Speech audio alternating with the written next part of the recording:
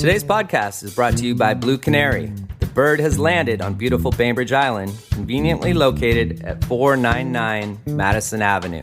ASE Master Technician Clint Ramsey brings over 15 years of experience, award-winning diagnostic skill, and a desire to reinvent the automotive repair experience.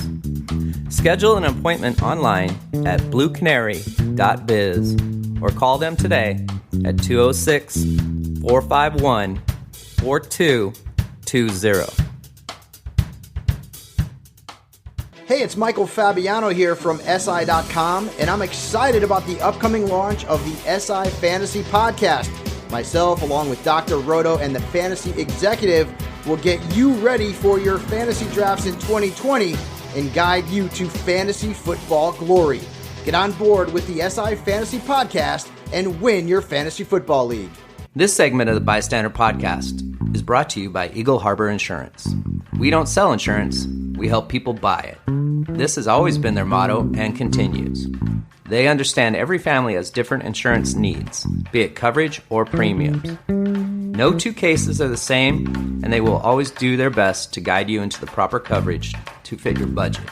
They are here to help anytime. Give them a call at 206-842-7410 or contact them online at eagleharborinsurance.com. I'm Maria Metzler, the Executive Director of Helpline House. The global pandemic has affected us all differently. If you or your neighbors need food assistance, mental health counseling, rental assistance, or Parks and Rec vouchers, please reach out. Helpline House can help in many ways. Find us on the web at helplinehouse.org. It's what we do. Neighbor helping neighbor. The B.I.Stander Podcast, in partnership with Bainbridge Strong and the Island's own Pegasus Coffee Company, is proud to offer this special release whole bean blend for a limited time. A medium dark roast of coffees from Colombia, Ethiopia, and Sumatra. It offers a balanced, full-bodied cup perfect for virtually any pairing or occasion. $5 from the sale of each 12-ounce bag will go to Bainbridge-based small business or nonprofit of your choice at checkout.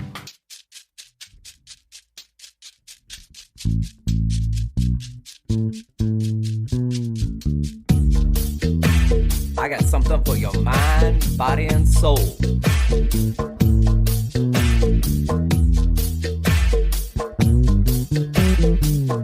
I got something for your mind, body, and soul.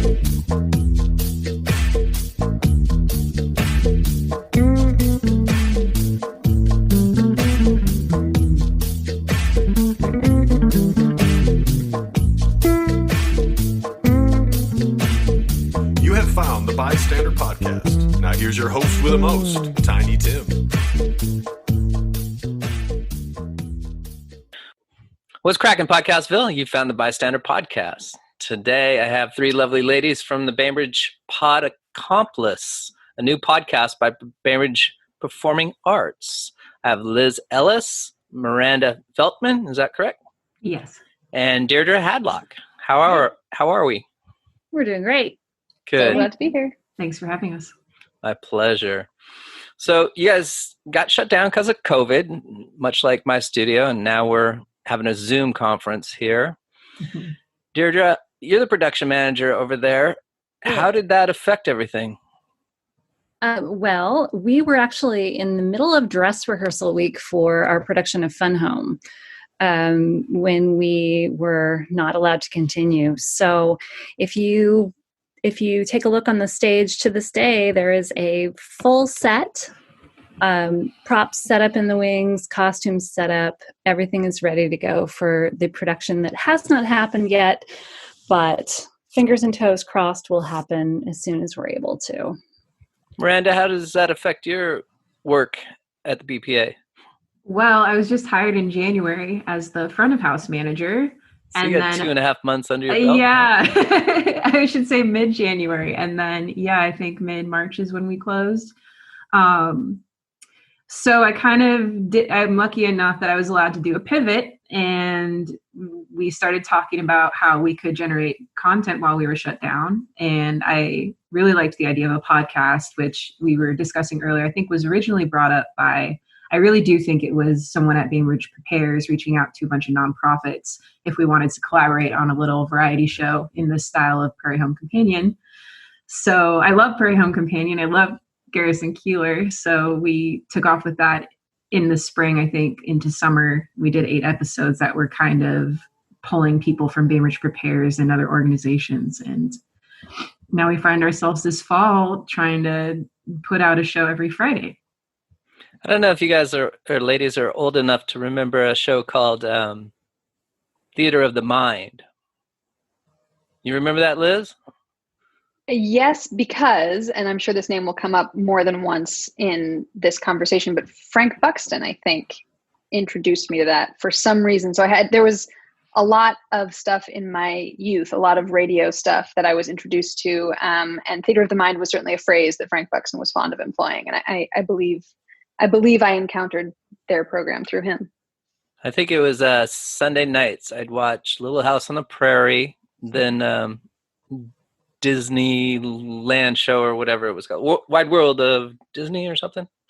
And then I would go to sleep, and Theater of the Mind would be on the AM radio, and they'd have 4 acts, and I'd always fall asleep before the 4th act, never knowing what's going on. But then just recently rediscovered that they've turned it into a podcast, and it's out there. No way. Yeah, I think it's from the 50s or 60s. That's awesome. And when I first listened to your podcast, it brought me back to that time, because I have conversations with unique people on and around the island and in Seattle, and where I fell in love with a little bit of radio and podcasting was the Theater of the Mind, but it was more the auxiliary sounds, the wind, the chimes, the frogs, and I think it might have been the one that you did, Miranda, where you had the mole and... Oh, Wind in the Willows? Yes, Wind in the Willows. Tell me a little bit about that. You wrote the adaptation of that, correct? Yes. So we were approached. One of the things we wanted to do was reach out to directors and see if they had any beloved projects that they've always wanted to pursue. And one of the first directors who got back to us is a wonderful chap named Jalen Green, who loves Wind in the Willows. And I was so excited to adapt it for radio/podcast. So we did that in 2 parts. And you were talking about sound effects. So much credit has to be given to Matt Hadlock, who is married to our very own Deirdre Hadlock, because he engineered all the sound on that. Nice. It's a family affair, huh, Deirdre? It is. He is our sound designer for all of our main stage musicals at BPA. So he was a natural choice, and he's stepped into the role pretty adeptly, but he's our audio engineer for the podcast. Mm-hmm. Well, please tell me you did a wonderful job. I will. I'll pass that along. Thank you. Oh, and then I should, I'm sorry to interrupt. I feel like I should mention John Eisenhower, who did the music. And sure. It was it just blew me away when I heard it. It was so phenomenal. And yeah, I feel very lucky that we got to collaborate with these people. Liz, I know you're in LA right now, but are you related to John Ellis at all? I am his daughter. Wow. Wouldn't you know it? Yes. And so he was one of the people who was involved with Miranda and Matt Longmire and I and his wife Anne in the creation of the original BPA podcast. And he's been coming back to appear in some of the stuff we've done since. Yeah. He was recently in War of the Worlds. Oh, was he? Yeah. I want to talk about that, but I want to save it for a sec, because John did a walk in the woods with Joel Underwood for indie theater, and they came on, and we've been friends ever since. I have a high regard for your father. I didn't know how to say to him when I saw that show without insulting him that I didn't know he had it in him. Is there a polite way to say that? I know him as this physical comedian and such a, funny, slapsticky kind of a guy. And then that performance came out of him. And I think we were all sitting in the theater like, oh, dang. Okay. It was brilliant. It really was. And Joel Underwood's been my political correspondent on this show ever since I met him at that play. So I think he's very cool. Appeared 8 times on the podcast, and fast friends ever since. So he could appear every day at this point. It gets tiring talking politics for sure.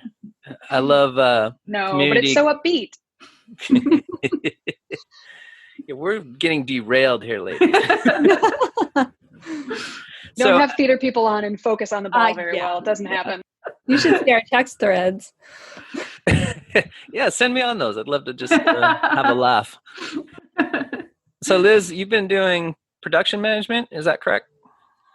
I've produced a couple episodes of this podcast. That has been my role. I produced the first episode, which was a conversation with Jesse Smith, the writer and creator of Hands Up, Don't Shoot, the musical. Hip hop opera.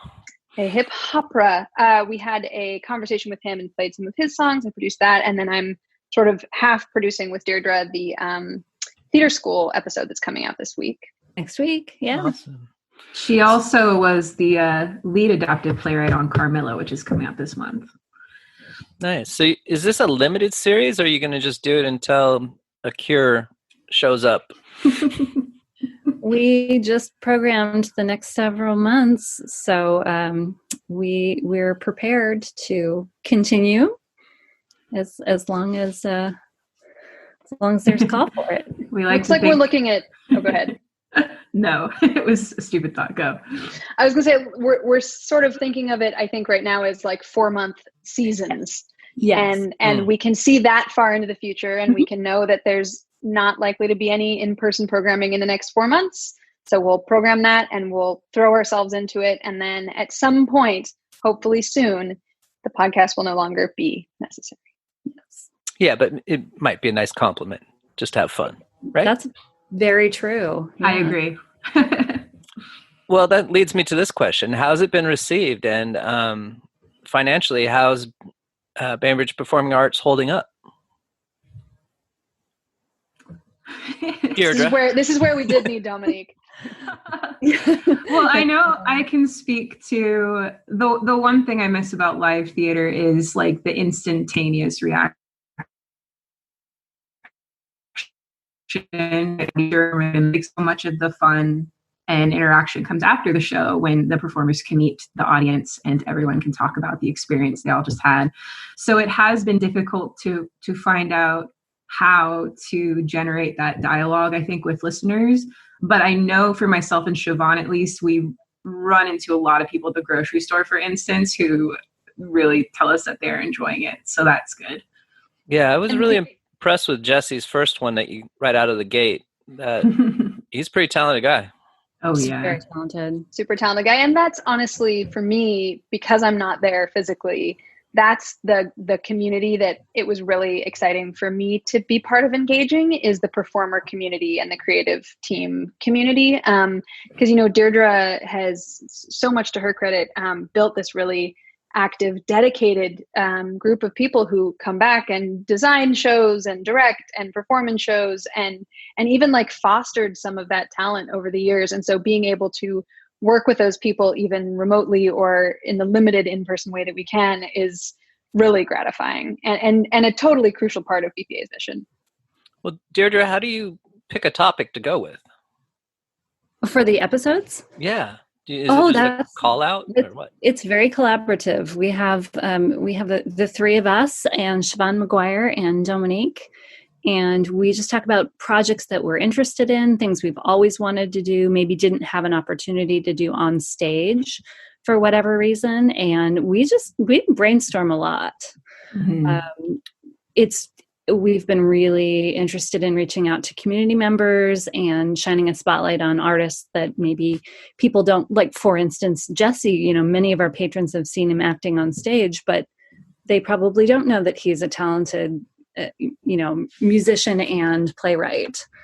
And it's been really fun to sort of explore our community and the folks that we work with and dive deeper into that. But go ahead, Liz.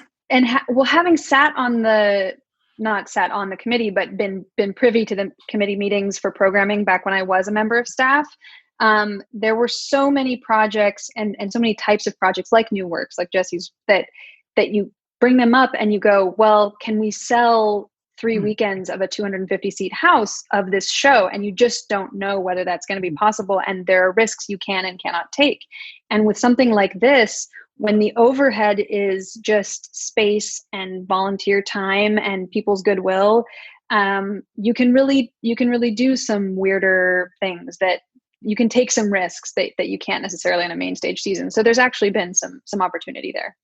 Yeah, I think there have been obstacles just because it seems to me the performing arts world hasn't quite caught up with like who we are in this new era. So we have been plumbing a lot of public domain works and adapting from there just because we can do that for free. And that's actually been really fun. There's some cool stuff coming up in 2021 that's going to be available, but I don't want to spoil it. Give me a spoiler alert. How does rehearsal work? Is it working like this, where our computers freeze every couple minutes? Yeah. I mean, the wonderful thing about it is we don't, the actors don't have to memorize their lines. There's no blocking. There's no choreography. So we can have 6 rehearsals on Zoom and be ready to record. And so it allows a lot of people who weren't able to participate in our full-scale productions because of the time commitment or geographical distance away. They are able to join us, which really opens up a lot of new faces, which is great. Or I should say new voices. Jesse's on the other side of the water, and Liz is in California, and we have some folks from South Kitsap that are in Carmela that are new to us, and awesome. So how long does a production take? Well, once we have the script, we cast the show, and the directors are working with voice submissions that we've received.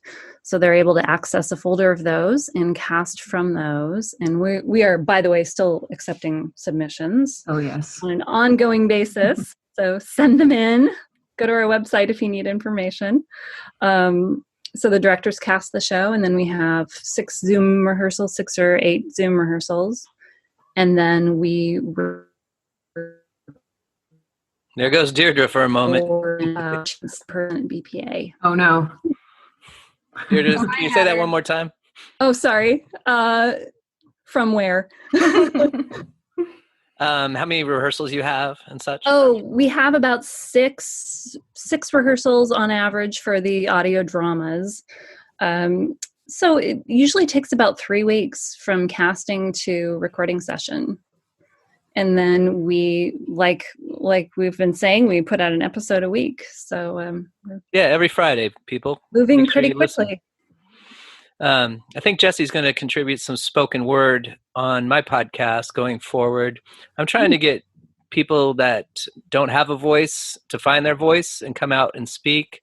So I'm going to add a spoken word, poetry, slam, essay, rap, short story, whatever somebody wants to really give it a try. So I've had quite a few people come into the Music Guild lately, and I've been recording people on a one-on-one situation. I noticed that you guys did some promo stuff for the podcast, and it looked like there was one person on the stage and a filmer, and that's about all you can do for promos and stuff. Is that correct? Like the guy from War of the Worlds, he was sitting there with the Elvis mic and the highlight coming down, very vintage in his excellent voice. Picked He's a good one there, voice, doesn't he? Yes. I think it was, Eric, right? It was Eric, the performer, who was Orson Welles. It was Matt Longmire filming, and then Kate Crothers was far back, I think, in the audience by herself giving direction for that video. Tell me a little bit about Matt Longmire. I've yet to make his acquaintance. Oh, you guys are going to get along like a house on fire. Once you meet, you'll be working on 6 projects together by the end of the year. I guarantee it. Awesome. I've known Matt forever. We both had web series back in the day. So we started a web series festival together because we were 2 Bainbridge people who were in all the web series festivals that already existed. And we kept thinking we could do this. And so, he's a videographer on the island who does a ton of great. You've seen his videos just by being somebody who takes in media content on the island. And he recently joined the BPA staff and has been a great asset. Mm-hmm. I'm friends with Derek as well. He's a great photographer. He did a podcast with me as well. He certainly is wonderful. Yeah. Good looking kid, huh? Oh yeah. No kidding. I see him at Millstream every day now. Yeah, he owns Millstream. Shout out to you, Derek. Shout out to Derek. Hey, Derek. And you guys are a nonprofit, which I am not. I'm solo. So you guys are able to access PPE money and grants and such as that. I noticed that Crosscut and PBS, KCTS, Channel 9 has thrown some support your way. Is there plans to continue to find support financially? And whose job is that? Is that Dom's? Kathleen Thorne is actually our grant writer, and she's marvelous and has been working so hard. Yes. And Miranda, you were a little tyke growing up in BPA, correct? I was. Thank you for asking. I can't believe you know that. So, how long have you been there, off and on? Oh my God. I think I started as a theater school student in middle school. Actually, before Deirdre came on, I couldn't believe it. And then Deirdre because Deirdre is all I remember from BPA. I always remember being there. Liz and Miranda were actually on stage in the first production I worked on at BPA. That's right. It was Pinocchio. So I'm a huge believer in our theater school because I know at least me growing up, it was so formative and so important for me to have that outlet. And then, I've kind of fulfilled different roles as I got older because I never got over being at BPA. So I've worked backstage, I've performed, I've taught with Liz, I front of house managed for a month, and now I'm doing this. That's awesome. BPA has turned out some really quality stuff over the years. I've been here, I believe, 10 years now, and I've never been closer to theater, and I don't feel I'm an artsy guy, but it seems like between that and indie theater and Ovation, I've really enjoyed discovering just a plethora of talent here on Bainbridge Island. It's really neat to see. Liz, what's next for you? Well, we do have our episode of Carmilla that Miranda and I wrote coming out towards the end of October, which I've been to one table read so far, and I'm already just extremely excited to hear the final product. And then as of some recent programming that's been done, I've been begging to adapt a couple more things that, as Miranda said, I don't think we're ready to tell the world about yet. But yeah, I mean, just this idea of this challenge of adapting, first of all, identifying public domain works that really have a lot to offer and a lot to say, of which there are many. I mean, we were talking about, you could go forever just doing old dead English dudes. But there are, even among the old dead English dudes, there's some real gems. And then there's so many other avenues to plumb. Is that mixed metaphors? But we've been, looking at some of those, and I've got some stuff I'm just really excited to get into. Awesome. Miranda, what's going on next for you? Just tag teaming with Liz there on that project? Yeah. Okay. So I'm actually in Carmilla. So we are recording this week. We will be doing so on stage, spaced 9 feet apart, with all of the restrictions in place that we need to have. And then protocols. After that, it's continuing to organize for the next 2 months going forward, the shows that we will be producing and then planning for 2021. Yes, Liz. And one more thing I want to add for Miranda and I, keep your eyes out. I don't know if I'm allowed to say this, but she and I are hopefully going to be teaching a class together at some point. I had the opportunity over the summer to teach again there, which I was so grateful to do because I have such great relationships with some of the students there. And the product of one of those classes, which is a teen written show performed by the writers, is going to be up next week. And we're hoping to do something different, but that brings some of the same energy coming up. Yeah, go ahead. I was going to ask, do you know who originally greenlighted the podcast? You don't have to greenlight us. We just show up. that's kind of what happened is we just went for it. We just didn't let that email fall down to the bottom of the inbox. We just kept pushing at it. And then even by the time the first episode came out, I still couldn't believe we had actually done it. So I think once we had that as an example of what we could do, we were allowed to go a little wild and just keep going. The Bainbridge Stay-at-Home Companion Podcast, which is still available early in the Bainbridge Pod Accomplice feed and also from Barn, in Barn's feed, BCB's feed. Every week of that show, because we didn't have Deirdre and Dominique as active on that was Miranda, Matt, and I, and my dad. That was really every week was like, okay, the episode's out. We got to do another one in a week. Wait, who are we doing? Who's hosting? What are we? Oh my God. Whereas this, now that Deirdre's involved, is much better organized, and everything is recorded a minimum of 2 weeks in advance. Everything is scheduled a minimum of 2 months in advance. I mean, it's like, so well put together. But that first one was more of a like, ask forgiveness, not permission. Let's go. Well, that is thanks to your advice, having done it the other way. We learned from your barely survived example. I'm going to give you a little advice, even though you didn't ask for it. Please. Always have 3 to 6 evergreen episodes in the can. And what I mean by evergreen means it doesn't have a timestamp, meaning you could listen to it 2 years later and it would still hold up when somebody discovers Bainbridge Pod Accomplice. That's great advice. That's really smart. That right way, now, if somebody cancels or you get sick or you forgot to turn on the record button with Howard Schultz. I have done it 3 or 4 times where either equipment failed or somebody didn't show, or I just didn't hit record because the conversation was so engaging prior to going on air that there was nothing there. So I learned early on, and I feel like that's how I became professional, by really screwing up as badly as you possibly can early on and not quitting. Well, we very nearly had an example of that, not this last week, but the week.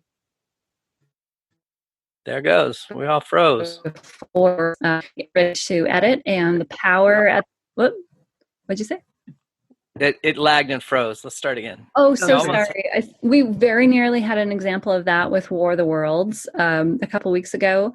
We had it all ready to edit, and there were 3 power outages at the Hadlock household in the course of the week. And we had a couple really late nights, and we crammed, and we got it done and then got it to Liz, and she had some gremlins. That episode is so haunted. Yeah, the Martians. The Martians didn't want the true story. Yeah. Get out. You always want to look, editing's probably the part I don't like. I know some people are really into the editing. I like long conversations like we're having now, uninterrupted, unedited.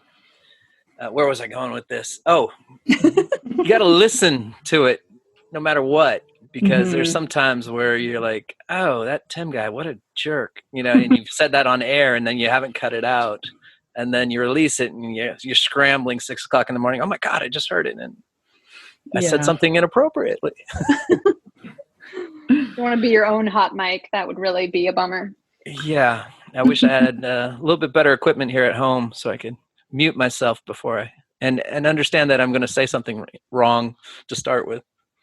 It has been interesting because, just to go back to what you're talking about having evergreen episodes in the can, just because we always aren't quite 100% sure any given month what episodes we'll be putting out, we usually delay the announcement of what will be on the programming.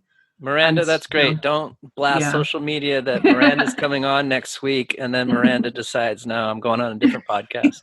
It's also something I've done numerous times. Yeah. It's a whole new world. It's got its own interesting problems. Yeah. Instead of planning a year in advance, we're planning day to day. A week.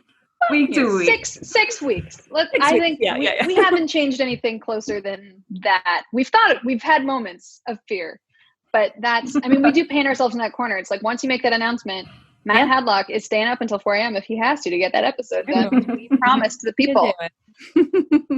And do you guys have some horror episodes for the Halloween season coming up at all? Better believe. Oh, yes. Good stuff. I think we start this week with the theater school stuff, which is 2 plays, again, written by the students. One back in 2016, I think, but the same group of still teens, got together, did a little revision on that and recorded that, directed by Ken Michaels. And then another one that was written just this summer, and they're both kind of, horror might be pushing it, but definitely a little deathy and fun. And then after that... Did you say deathy and fun in the same sentence? Yeah. Well, I don't know if you've ever had the great pleasure, as I have many times, of working with teenage writers, but there is no one harder to keep off the topic of morbid, deathy stuff. Okay. They love it. Next time I need some morbid, deathy stuff, I'll go look for a teenager. Write it out. And we did have... Oh, go ahead, Deirdre. Oh, no. We did have a BSO episode that I think is very fall themed. I wouldn't necessarily call it. What is BCO? BSO? BSO is the Bainbridge Symphony Orchestra. They put together an episode of music this week that, if you have not listened yet, I so strongly recommend. I mean, it's with any podcast, you can put it on and do the dishes, but I kind of recommend just like sitting in a quiet room. It's really a beautiful episode. Mm-hmm. Yeah. How is the orchestra holding up? Because that's, ever since that one church choir was a mass spreading situation, I'm sure blowing horns in a room isn't going to cut it either. Yeah, this particular episode was recorded by a quartet from Bainbridge Symphony Orchestra. So just enough of them to make beautiful music, and not so many that they would be unsafe in a room together. Mm-hmm. Now, does the orchestra play for free, or are they paid performers as well? They're all volunteers. Thought so. Yeah. All of our performers are during now and in the regular times. Wow. I had no idea. I thought somebody got paid. Is that just keeping the lights on? Is that where the money goes? Or?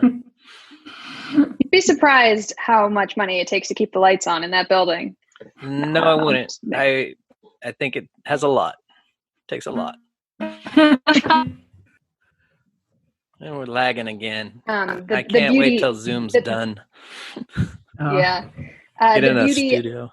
Go ahead. Sorry. The beauty of what we're doing now, without the onus of, we don't have the perk of selling tickets and having that income, but we no longer have the onus of licensing either, which is, I believe, and Deirdre can certainly correct me, where most of the money usually goes. That's a large part of our production budget it goes towards royalties.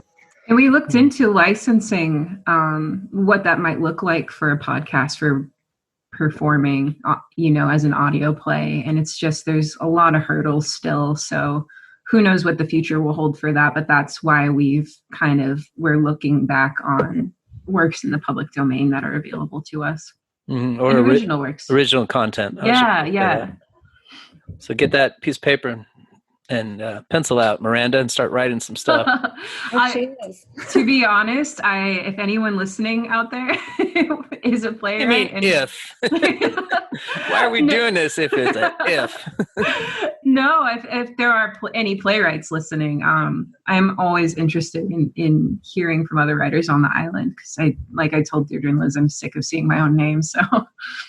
Yeah, Miranda has done an incredible amount of writing, but she has also done an incredible amount of reading. She's been very impressive in her diligence of going out there and seeing what there is that we could be doing and how we can honor the community and works that haven't had the eyeballs or the earballs. The opportunity. I'll throw a quick suggestion out there that at the barn, the Bainbridge Artisanal Resource Network, there's a writers group in there that meets, and they have a writing room, and you might just put a little post-it up on the wall there that says, hey. Do they still meet? Is barn open, not really. In a limited capacity? Interesting. It's very limited. Our studio, you can have one person in the studio, and then it has to sit for 48 hours. Then it has to have a deep clean. But this is not a one-man show, so I'm no longer using it. It just doesn't fit the times. But I definitely miss sitting across from somebody and having a real deep conversation in a relaxed studio with great equipment and no lagging of Zoom or no drop phone calls.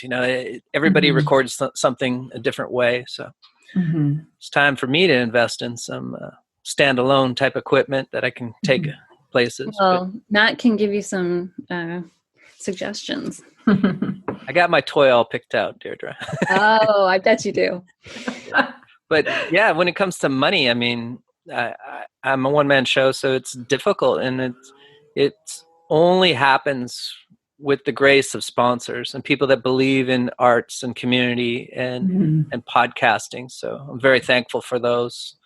And I appreciate everybody that listens to the first 4 minutes of commercial, so I can do this on a weekly basis with people like you. They're great contributors to our community.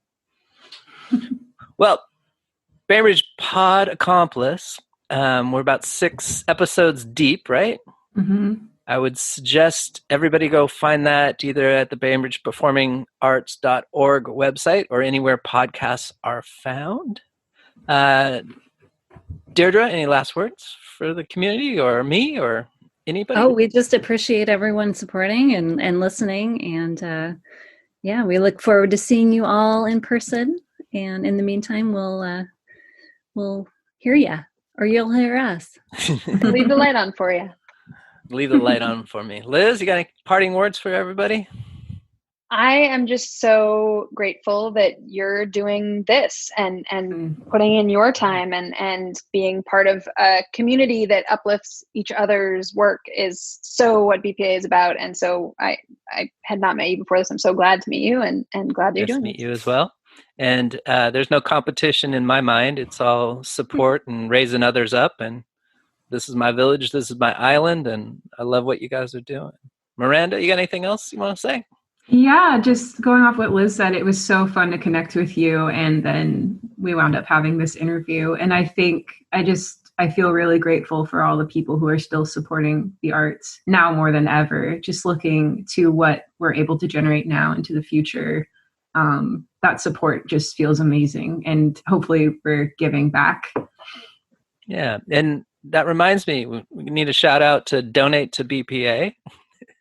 And you can donate to the Bystander as well through Ko-fi or Bainbridge Strong. You can buy coffee or T-shirts on the Bystander or BPA, and a portion of that will go to contributing to the arts and keeping us up and running during these very difficult times. Thank you so much. You guys are all welcome back anytime, and I love talking to everybody. Thank you so much. This was great. Thank you. My pleasure, Liz. Deirdre, take care. You Miranda, too, Tim. Be well. And you've been listening to The Bystander. Be kind. Hey, Podcastville. Want your spoken word to be heard? We are currently seeking submissions for spoken word and poetry. Send your recorded words to tinytim@thebystanderpodcast.com.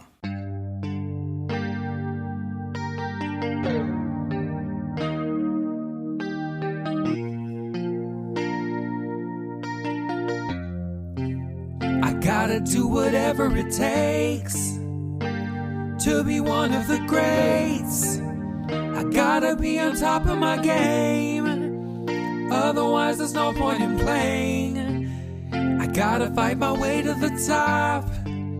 I can't just wait around for my shot.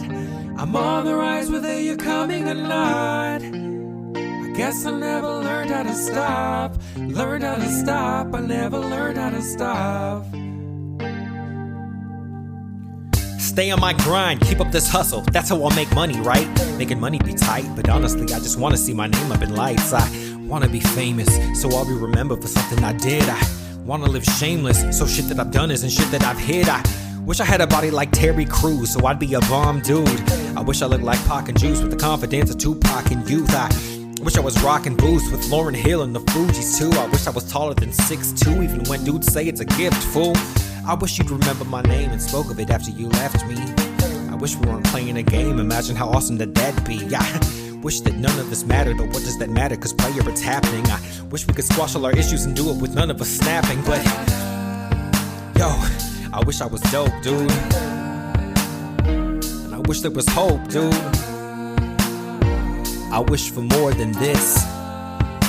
I gotta do whatever it takes to be one of the greats. I gotta be on top of my game, otherwise there's no point in playing. I gotta fight my way to the top. I can't just wait around for my shot. I'm on the rise whether you're coming or not. I guess I never learned how to stop.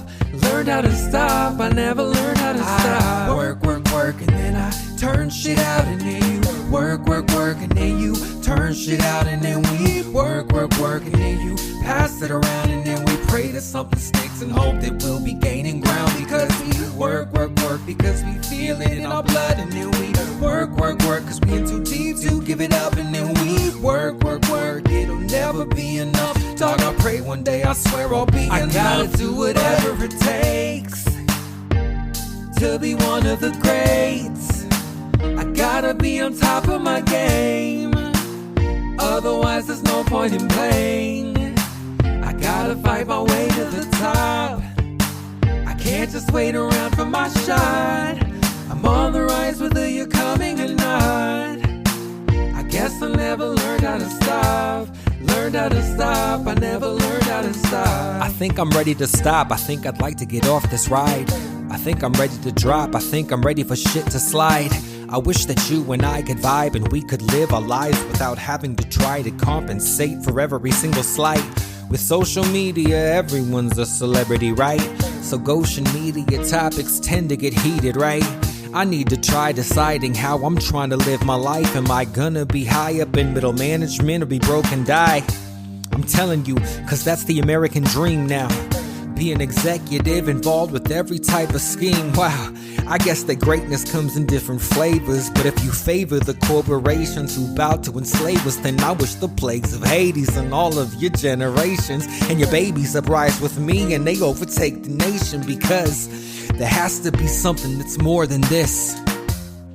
So here's my wish. I gotta do whatever it takes to be one of the greats. I gotta be on top of my game, otherwise there's no point in playing. I gotta fight my way to the top. I can't just wait around for my shot. I'm on the rise whether you're coming or not. I guess I never learned how to stop. Learned how to stop, I never learned how to stop.